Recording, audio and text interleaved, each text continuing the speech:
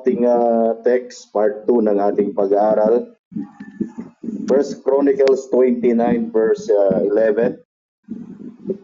Sabi po ng Bible, Thine, O Lord, is the greatness and the power and the glory and the victory and the majesty, for all that is in the heaven and in the earth is thine.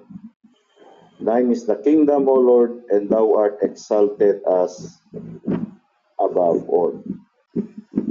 Tayo po'y manalangin, Panginoon, pagpalaan niyo po ang aming pag-aaral, tayo po magbigay ng kaunawaan ngayong gabi. Manalangin po namin ang Banal na Espiritu, ang siyang patuloy na magpala sa aming buhay.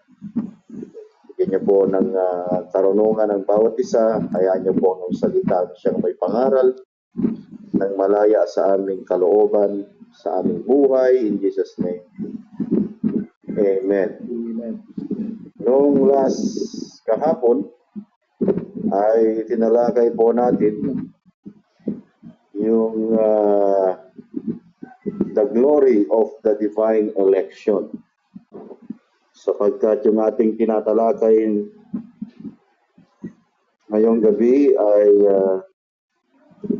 yung the sovereignty of God in the glory of His grace. The glory of God is one of His attributes.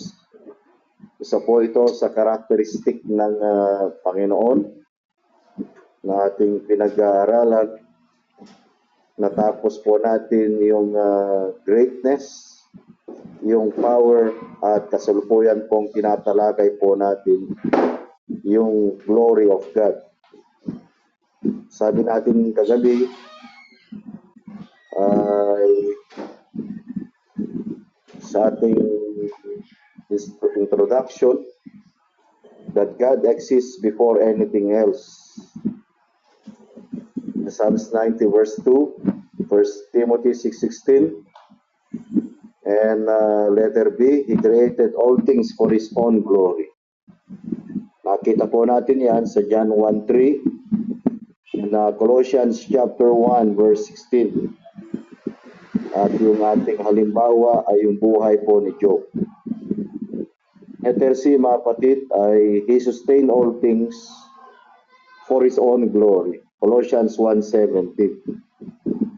Letter D, He is above all things for His own glory. Binasa natin yan, Isaiah 46 verse 9 to 10.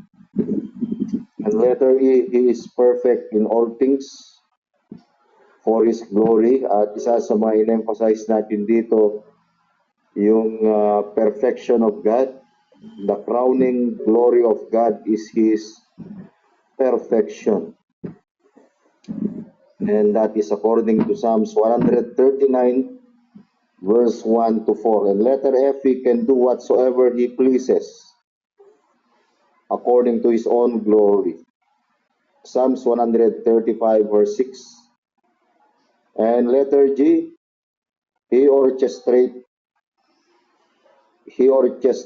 all things according to His own glory. Isaiah chapter 14 verse 24, Ephesians 1:11, and letter H, He rules over all things. In Daniel chapter 4 verse 34 to 35. Unang tinalakay natin yung the glory of the divine election doon sa Ephesians chapter 1. Mga kapatid, kung ating balikan po natin yun. At sinabi ko po kagabi na dito po natin ipapako yung ating pag-aaralan sa Ephesians chapter 1 verse 1 to 6.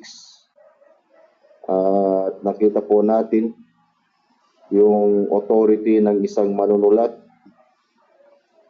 at yung kanyang otoridad ay bilang apostol ay nasa ilalim po siya ng kalooban ng Diyos. At yung kanyang pagkatawag ay it is not a human choice but a divine decree showing God's sovereignty over leadership and ministry. So nakita natin sa verse 3 yung provision ng Panginoon.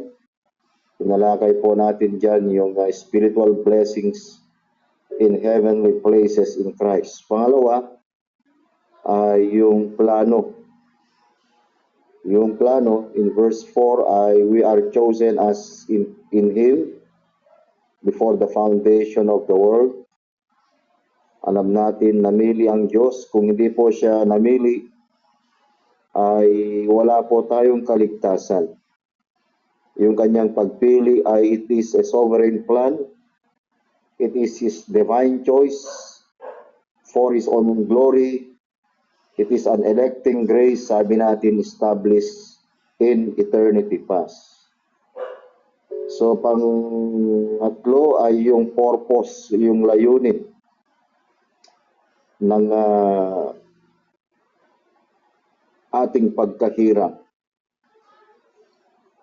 Doon sa verse 4, according as He has chosen us in Him before the foundation of the world, ito po yung layunin ng ating pagkahirang, yung ating divine election, that we should be holy and without blame before Him in love. So, nakita natin dito yung kanyang dakilang pag-ibig na siyang pinaka-pundasyon ng ating pagkahirang. At hinirang niya tayo not because meron tayong free will o free choice, but it is based only upon the good pleasure of His own will. Ngayong gabi, tuloy po natin yung pangalawa, Roman numeral number 2, the glory of the divine adoption. Ang kaluwalhatian ng ating makadiyos na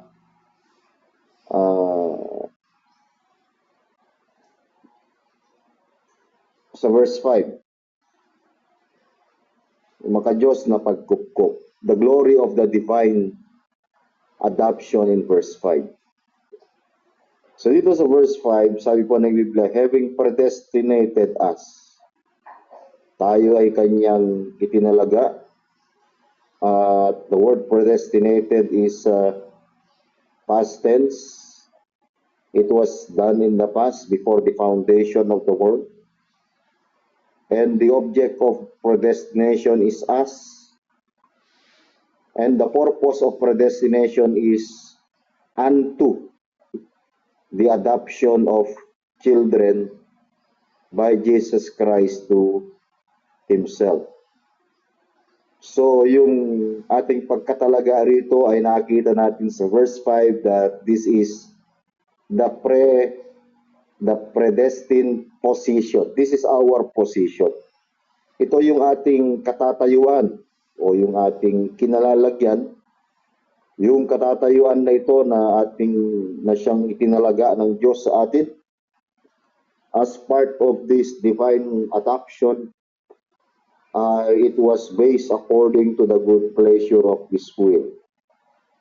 So God predestined us for adoption as sons or as children.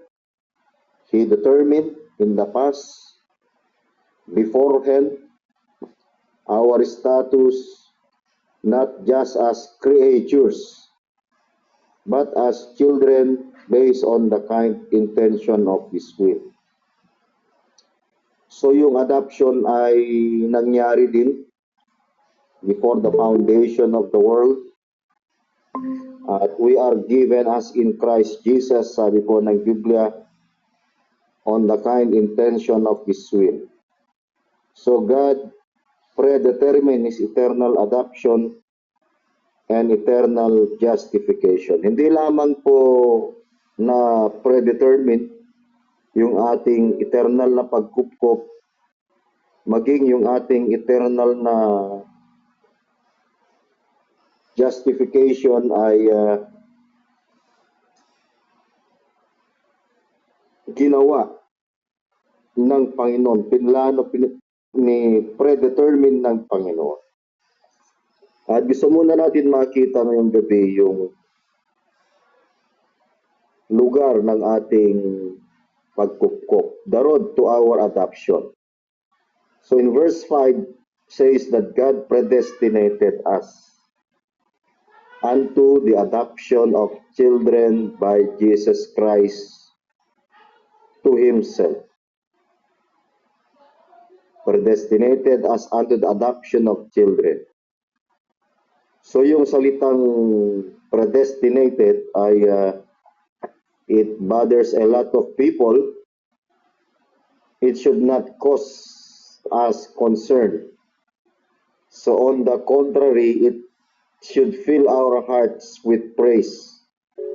So ito po dapat yung magpupuno sa ating puso ng mayroong pagpupuri sapagkat hindi natin sariling kamay, ang naglagay sa bagay na ito o sarili nating kalooban ang naglagay sa bagay na ito na dakilang pagkupkup ng Diyos sa atin bilang mga anak. So, the word predestinated means to foreordain, to decide beforehand, or to predetermine. So, He decided beforehand, mga kapatid, bago tayo nahulog sa pagkakasala, ay naiset na po lahat. It was already prepared before the foundation of the world sapagkat nakasama po tayo doon sa plano ng Diyos at yung pag-a-adapt na ito ay makikita natin mamaya in the legal phase of our salvation. So yung adoption na isa rito ay under our eternal adoption. So election has to do with God's choice of some for salvation in eternity past. So ang isa sa mga makita po natin dito ay ito po ay kamay ng Diyos na siyang humirang sa atin in eternity past. Walang pong nag-advise sa Kanya na tayo po ay piliin in eternity past. Ang isa sa mga pinaghahawakan natin na Kanyang pangako ay yung Ephesians 1:11. Sabi, in whom also we have obtained, past tense, an inheritance, being predestinated according to the purpose of Him. That is the purpose. This is our main road, who worketh all things after the counsel of His own will. Na Kanyang siya yaong gumagawa ng lahat ng mga bagay ayon sa kapasyahan ng Kanyang sariling kalooban. So ang predestination o pagtatalaga has to do with God's work. Ito ay may kinalaman sa gawa ng Diyos, sa kaparaanan ng Diyos, God's way and God's will. Ito po ay sa kalooban ng Diyos. Tinawag po natin ito na a divine choice for His own glory. So God is exercising His own glory according to His own divine choice. So ang election, it was determined who would be saved. Kung sino po ang elect, kung sino po ang ligtas. Ang predestination, dinedetermine niya that all those who would be saved, na yung mga elect, yung mga ligtas eternally, would be adopted into God's family as His children. Kung titignan natin ulit ang Ephesians chapter 4, binabanggit niya po yung purpose ng predestination sa Ephesians 1:5. Verse 5, having predestinated us unto the adoption. So ang layunin ng predestination is unto the adoption of children by Jesus Christ to Himself. So sabi natin kanina, ang predestination in this verse ay it was determined that all those who would be saved would be adopted into God's family as His children. So the ultimate goal of predestination is God taking lost sinners or the elect, saving them by His grace, and making them like His Son, the Lord Jesus Christ. So in understanding our identity in Christ, upang maunawaan natin ang ating kalagayan kay Kristo, una ay we must discern between justification and adoption. Kasi dito po ay tinatalakay niya po yung our eternal adoption or our eternal justification, mga kapatid. At itong dalawa po ay hindi po ito inseparable, sapagkat ang justification po ay ito yung pag-aaring ganap ng Diyos sa kanyang mga hinirang.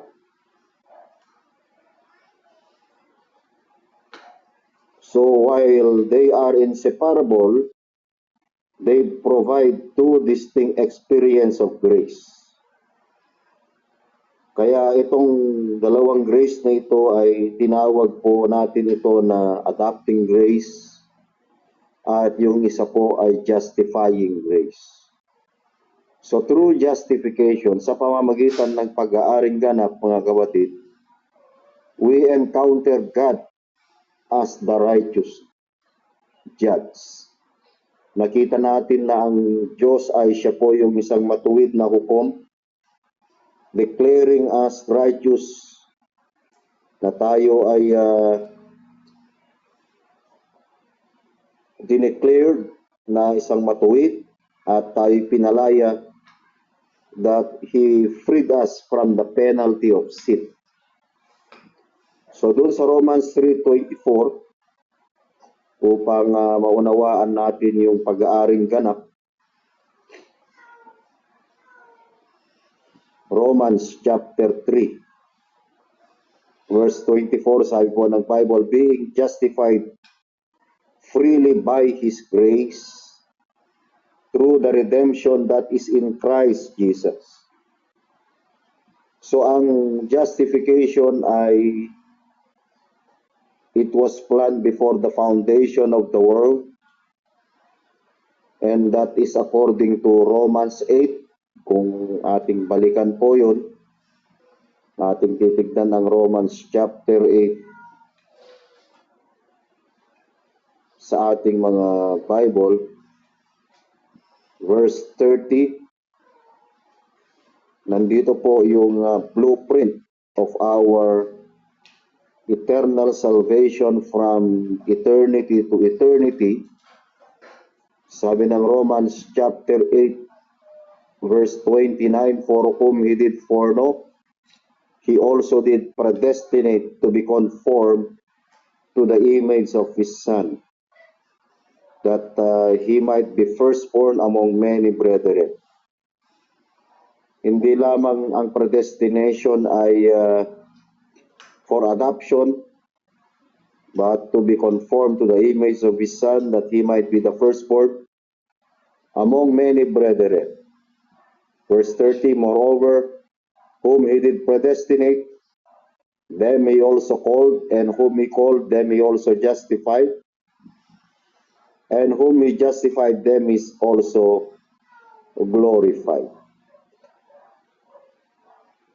So yung justification na binanggit sa Romans chapter 3, verse 24, ay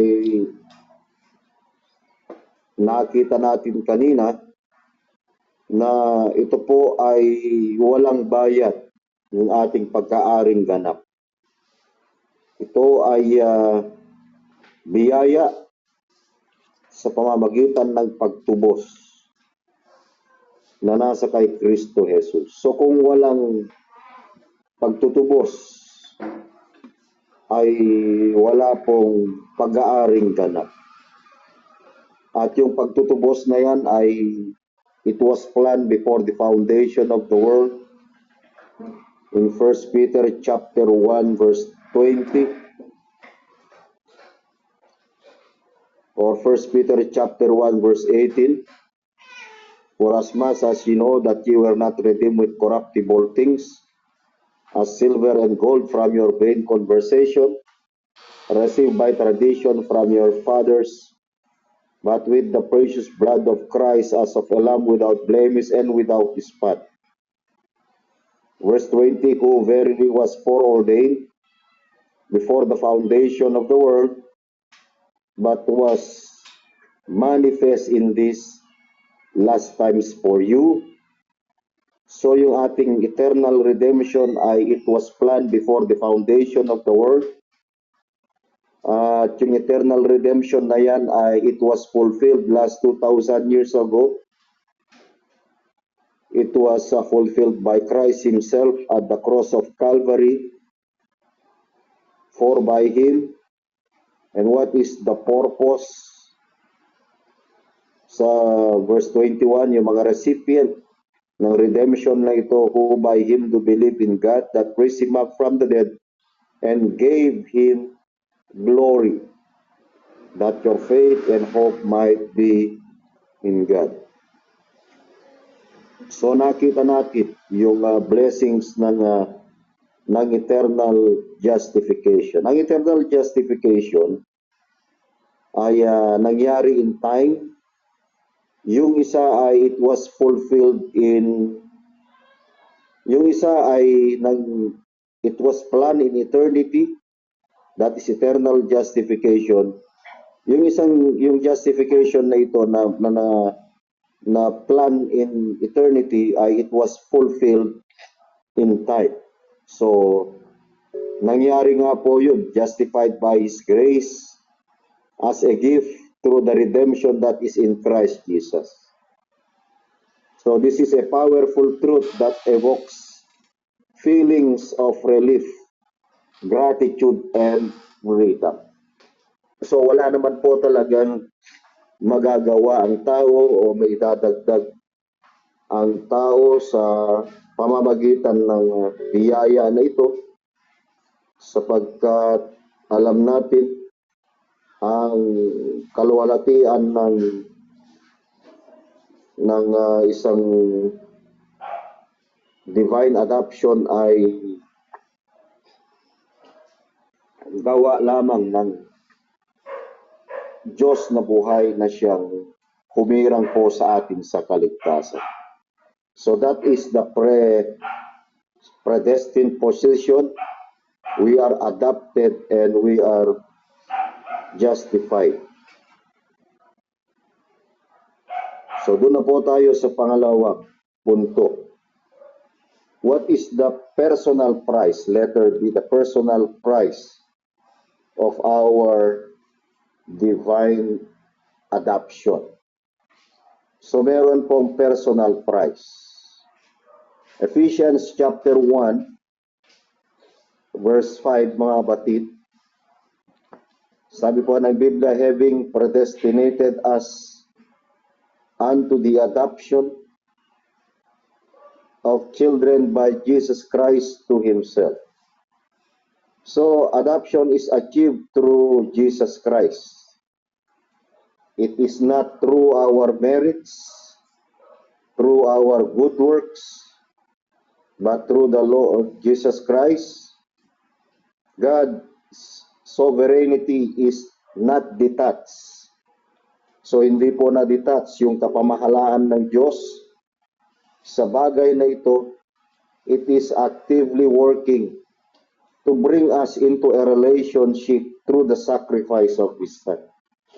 So ang Ama ang siyang nakipagrelasyon sa atin. Hindi po tao ang makipagrelasyon sa Diyos. So ang Diyos ang siyang nagdala sa atin into this relationship through the sacrifice of His Son. So yan po yung realm of our adoption o yung kaharian ng ating pagkupkup bilang mga anak ng Diyos. The only place adoption could occur was by Jesus Christ. That is the only place na dapat po nating makita at wala na pong iba lugar kundi sa lugar ng ating Panginoong Jesucristo. When the Son gave His life to redeem His elect from the bondage of sin, the door was open for us to be adopted by the Father. So dito po pumasok yung ating legal salvation at ito po ay naging possible sapagkat alam natin na walang ibang magtitigis ng dugo para sa ating kasalanan, para sa ating pagkupkop upang matanggap natin ang pagiging isang anak. May katuparan sa atin ang pagkupkop ng pagiging isang anak. Kaya doon sa Ephesians 1:7, in whom we have redemption through His blood, na tayo ay may kapatawaran. Tayo ay binili sa pamamagitan ng Kanyang banal na dugo, maging ang kapatawaran ng ating mga kasalanan ayon sa kayamanan ng Kanyang biyaya. That is the glory of the grace of God, mga kapatid, na binabanggit ng Ephesians 1:6, to the praise of the glory of His grace, wherein He hath made us accepted in the beloved. So, makikita natin yung buhay natin from slavery to sonship.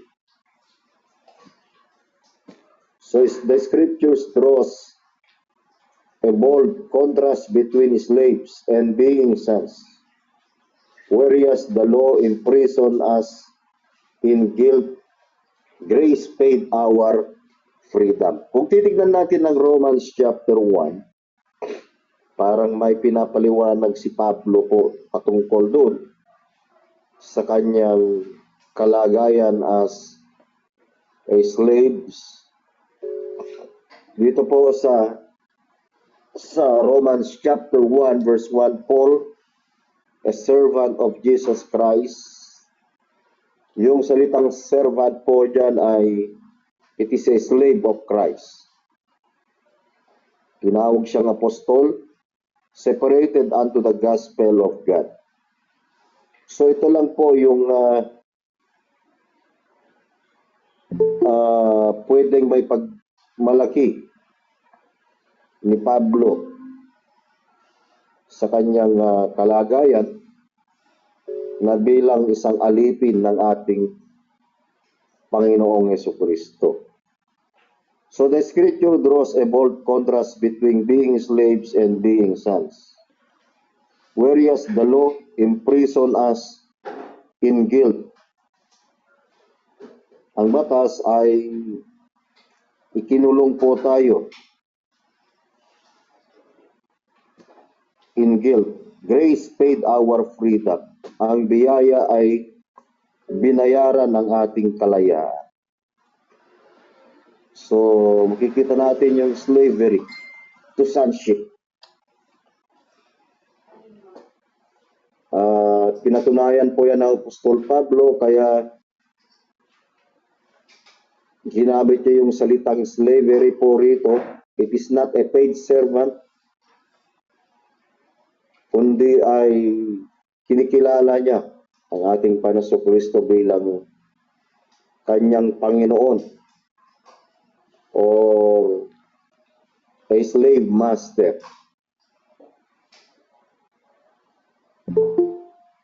So, doon sa Galatians chapter 4 verse 7,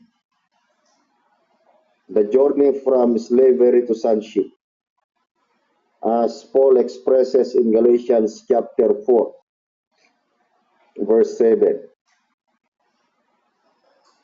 Galatians chapter 4 verse 7, wherefore thou art no more a servant, sabi ni Pablo, thou art no more a slave, but a son.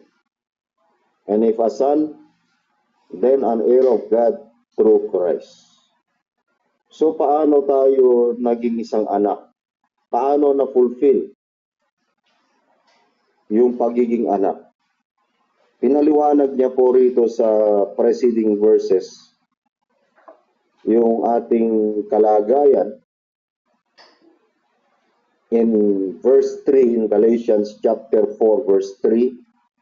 Even so, when we were children, bagamat tayo yung mga bata pa, were in bondage under the elements of the world. So, pinaliwanag niya yung ating na tayo ay sakop ng pagkaalipin, na tayo ay nasa pasimulang aral ng sanlibutan. Ngunit dumating po ang kapanahunan. But when the fullness of the time was come, God sent forth His Son, made of a woman, made under the law. Dumating ang kapanahunan ay sinugo ng Diyos ang kanyang anak na ipanganak ng isang babae na ipinanganak sa ilalim ng kautusan. So ano ang purpose ng kanyang pagdating o ng kanyang kapanganakan? Verse 5, Galatians 4:5, to redeem them, upang tayo tubusin that were under the law, na nasa ilalim ng kautusan. Ito na po yung fulfillment ng adoption ng Ephesians chapter 1, that we might receive the adoption of sons, upang ating matanggap ang pagkupkop sa mga anak. Verse 6, and because ye are sons, God hath sent forth the Spirit of His Son into your hearts, crying, Abba, Father. So you are no longer a slave, but a son. And if a son, then an heir of God. Tayo po'y tagapagmana, infuses our daily walk with dignity and purpose. Ngayon, binagyan ng Diyos yung ating buhay ng isang magandang dignidad at mayroon pong layunin. Kaya napakaganda po ng biyayang ito. And we believe that this is the personal price that the Lord hath done, and this is the part of the glory of the divine adoption. So nakita natin kanina yung the predestined position. We are predestinated as unto adoption as children. Nakita natin yung personal price.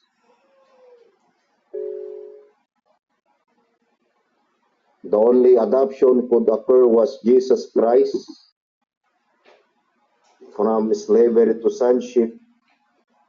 And we will see the purchase privilege na tayo po ay binili. We are purchased by the blood. Sa verse 6 ng Ephesians chapter 1, ating titignan po roon, Ephesians chapter 1 verse 6. To the praise of the glory of His grace, wherein He hath made us accepted. We are made us accepted in the beloved. When that time was done, before the foundation of the world. It was planned before the foundation of the world. So hindi po tayo ang unang tumanggap, kundi Diyos ang unang tumanggap. Siya rin po ang naghanap sa atin. Luke 19:10, the Son of Man is come to seek and to save that which was lost. Hindi rin natin pinili ang Diyos, kundi Diyos ang siyang pumirang sa atin sa kaligtasan. Dito sa John 1:12 is the fulfillment of this acceptance before the foundation of the world. Nag-reflect. Nandito na po yung katuparan in John chapter 1 verse 12 and 13. Kaya ito yung dahilan kung bakit tayo tumanggap, dahil tayo ang unang tinanggap. John chapter 1 verse 12, but as many as received him, to them gave he power to become the sons of God, even to them that believe on his name. At makita natin yung result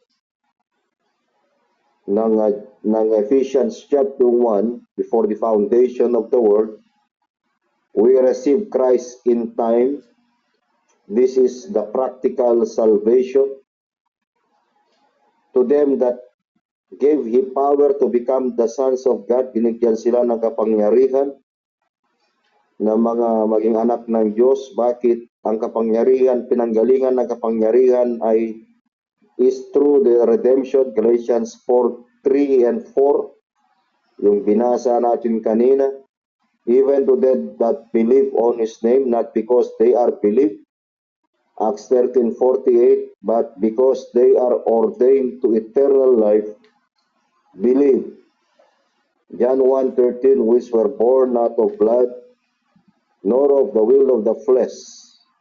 Ang kanilang kapanganak ay hindi sa pamagitan ng dugo, ni sa kalooban ng laman, ni sa kalooban ng tao, kundi ng Diyos. Bakit? Sapagkat ito po yung kaluwalhatian ng Diyos sa buhay natin bilang kanyang mga hinirang. And that is the glory of the divine adoption. We have the predestined position, we have the personal price, we have the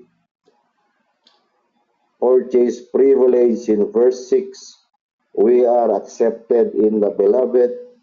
Kanina nabasa natin yung Galatians 4:3-7. Ito na po yung fulfillment.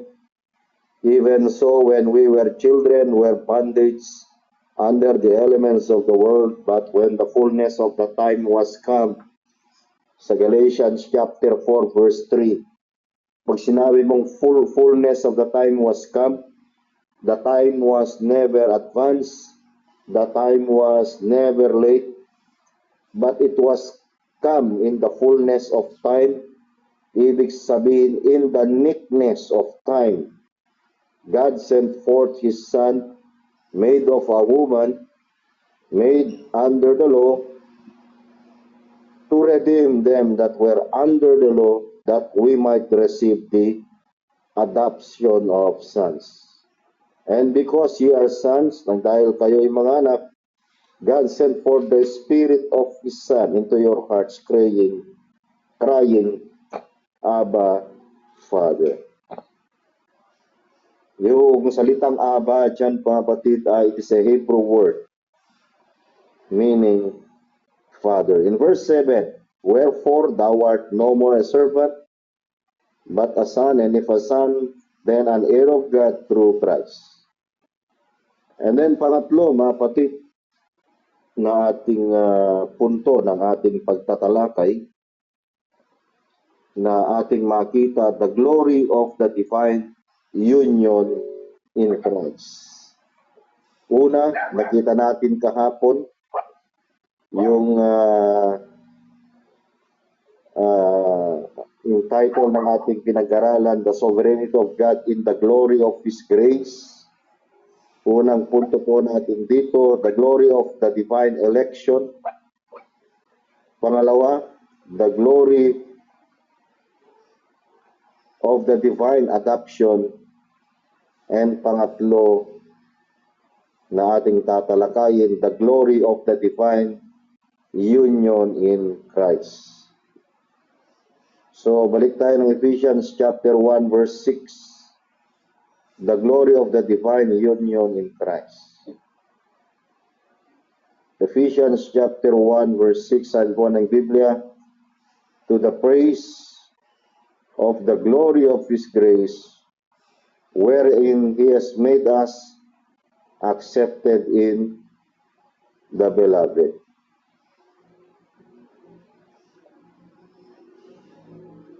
At meron pa pong tayong chain reference, mga kapatid, sa 2 Timothy chapter 1 verse 9, who hath saved us and called us with an holy calling, not according to our works, but according to His own purpose and grace, which was given us in Christ Jesus before the world began. Na tayo ay binigay kay Kristo, we are given us in Christ Jesus when before the world began. So this is the glory of the divine union in Christ, that we are given us, or He given His elect in Christ before the world began. So that is the principle of the glory of His grace. Yan ang prinsipyo ng kaluwalhatian ng kanyang biyaya na tayo ay ibinigay kay Kristo before the world began. So this is the entire structure of election. Kumbaga sa building, yung framework ng building, yung structure ng building, ay nandun na, nakatayo na. It was founded in love. So the entire structure of election and adoption is what? It is to the praise of the glory of His grace. Yung kagalakan o yung kapurihan ng kaluwalhatian ng kanyang biyaya. So the principle of the glory of His grace anchored. Ito po ay naka-anchored. It was founded in Ephesians 1:6. Ito yung sinasabi natin kanina. It is the foundational, theological, and ultimate goal of God's redemptive plan. That the undeserved favor, or the tinawag itong grace, He bestowed on humanity is designed to showcase His magnificence and beauty of glory. Kumbaga dun sa nilalaro sana, ang na laruan dun sa park, kung nakakita kayo po ng siso doon, kaya nagsisiso po yung dalawang maglalaro doon dahil nagpe-play po yung fulcrum. May fulcrum doon na yun po yung bearing doon, na yun yung dahilan para i-balance yung dalawang naglalaro ng siso. So naka-anchor po yun, mga kapatid. So yun po yung pagsasalarawan ng the praise of the glory of His grace, yung entire structure of election and adoption. So it emphasizes that salvation is not merely to rescue human beings. Hindi lamang ina-emphasize niya yung kaligtasan na para i-rescue ang human beings, but to display, upang ipakita, to display God's own character, making Him the central object or the central recipient of praise. Kaya napaka-foundational, mga kapatid, sabagat wala naman ibang objective nito. ng kalwalatian ng divine union in Christ. So kalain mo mga batid, hindi pa tayo pinanganak, we are already united in Christ before the foundation of the world. We are given as in Christ already before the world began. And that is according to 2 Timothy 1:9. We will see the principle of the glory of His grace. Pangalawa, the product of the glory of grace. What is the product? Ano ba yung produkto? The product of the glory of His grace refers to the elect. Yung kanya mga hinirang. Humanity transformed and accepted by God not through their own merit. Hindi dahil sila tinanggap. Not because they have that merit, but through the lavish, undeserved favor bestowed in Jesus Christ, the beloved one. So based on Ephesians 1:6 na ating binasa kanina, to the praise of the glory of His grace, wherein He hath made us accepted in the beloved. So this concept represents the ultimate visible evidence of God's loving eternal plan to the praise of the glory of His grace. So isa pang magandang bagay na makikita natin dito, na ang Diyos ay exercise His power and sovereignty, not primarily to benefit humanity, but to manifest His own beauty upang maipakita ang kanyang kagandahan, yung kanyang majesty, yung kanyang splendor, to display His majesty, His beauty, and His splendor. So we exist, then are saved, to highlight how truly glorious He is. So ang gandang pag-aralan, yung the sovereignty of God in the glory of His grace. So anong layunin nito ng kaluwalhatian ng kanyang biyaya? The purpose of the glory of His grace.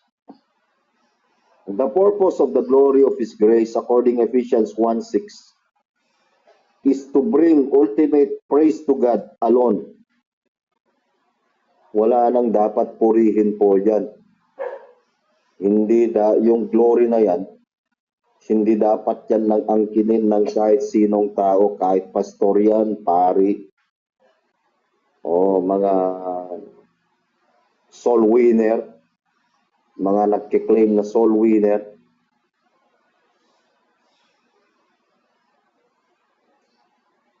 So ang layunin nito is to bring ultimate praise to God by displaying His unmerited favor,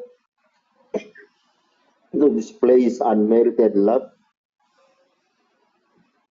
and spiritual blessings, particularly through the redemption and adoption of believers in Jesus Christ. It exists to showcase of God's not humanity's glory, manifesting His character to creation. Kaya napakaganda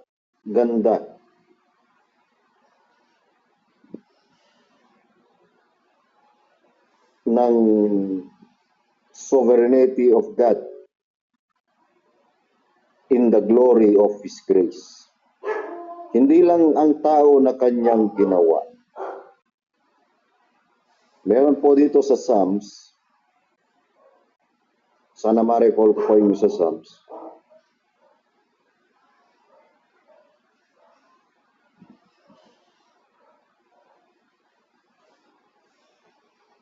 Patungkol sa kanyang kaluwalhatian, yung creation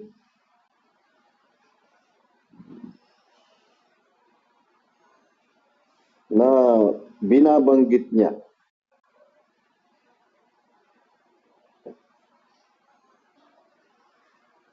Na ginawa niya ang mga bagay na ito for His own glory. So, ating titignan nga po yun.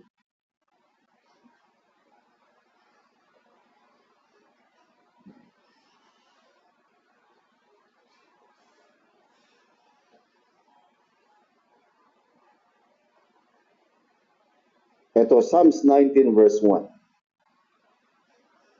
To the chief musician, a psalm of David, the heavens declare, ng kalangitan ay nagpapahayag ng kaluwalhatian ng Diyos. And the firmament sheweth His handiwork. Ito yung hinahanap ko na verse nung nakaraan. That upon this creation, sabi natin nung mga nakaraan ay He orchestrated all things according to His own glory. Na even our solar system ay hindi po nagko-collapse sapagkat He is in control. Even the salvation of His elect ay wala pong mawawala kahit isa. Sapagkat yung buhay natin ay it was already orchestrated hanggang siya po ay darating. Hanggang siya po ay dumating. Kaya dun sa John 6, may pinangako ang Panginoon Jesucristo dun sa John 6,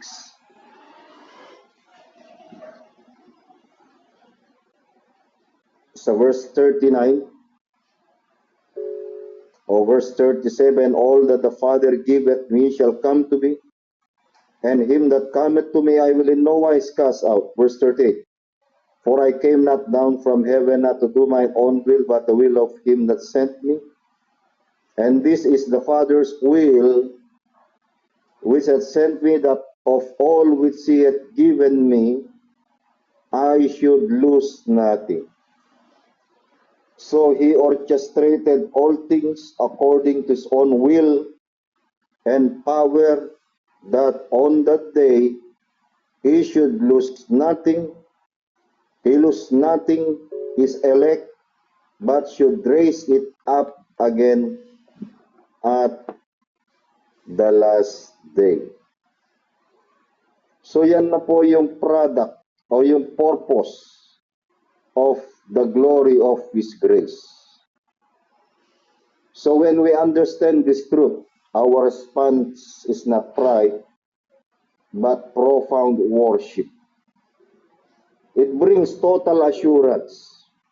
Ito ay magdadala sa atin ng kabuuan ng ating kasiguraduhan sapagkat ang ating kaligtasan, because our salvation rests on God's unshakable sovereign purpose, not on our fragile performance. Tandaan po natin, tayo po ay, it is a weak creature, a limited creature. Wala tayong kakayanan na baguhin ang bagay na ito na ginawa ng Diyos sa buhay natin. As we conclude this evening, the sovereignty of God in expressing signifies His absolute unstoppable control over creation, orchestrating all events and human decisions to fulfill His purposes. So ang layunin nito ay upang matupad, maiskatuparan ang kanyang pangako, maiskatuparan ang kanyang decision, maiskatuparan ang kanyang layunin, maiskatuparan ng kanyang programa, maiskatuparan ng kanyang mga plano. So this supreme authority acts as the framework for displaying His grace, choosing to save undeserving sinners, predestined in Christ, to bring ultimate praise to His glorious kindness and mercy. The sovereignty of God in the glory of His grace is designed. Ang kapamalaan ng Diyos sa kaluwalhatian ng kanyang biyaya, ito daw ay dinesign. Ito daw ay ginawa to make us highly favored and to cause us to live in a state of worshipful gratitude. Sabi ng Romans 9, you are a vessel sanctified unto honor, a vessel unto honor, sanctified for the master's use. So because He's sovereign, you can trust Him. Pwede po natin siyang pagtiwalaan sa ating mga nakaraan with your past, in our present, and in our future, knowing He worked all things according to His own purpose. In Ephesians 1:11 po yan. At yung purpose na yan ay it is unthwartable purpose. Hindi pwedeng hadlangan ng kahit sino, kahit ang kaaway, kahit ang kamatayan, kahit ang kahubaran, sabi ng Romans 8, kahit ang maibang nilalang, sapagkat alam natin na walang pwedeng magpapahiwalay sa atin sa pag-ibig na nakay Kristo. Verse 31 ng Romans 8:31, what shall we say? What shall we then say to these things? If God be for us, who can be against us? So the goal is praise. The entire plan of salvation from election to final glorification is designed to the praise of the glory of His grace. To God be the glory po at nawa pinagpala tayo ng Panginoon. Magandang gabi po sa ating lahat.